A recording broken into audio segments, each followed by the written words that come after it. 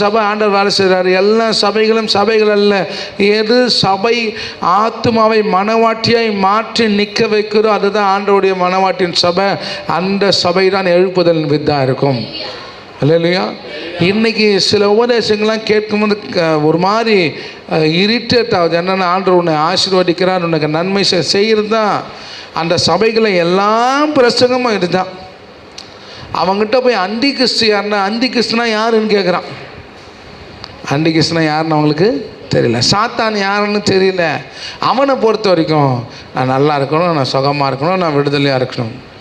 ஒரு போதகர் பேசுகிறாரு, என்கிட்ட பணத்தை வந்து கொட்டுறவனுக்கு கடவுள் கொட்டுறாரு. இல்லையா? அப்போ இது எப்படி? இது பணத்தை கொட்டுறது தான் ஊழியமா?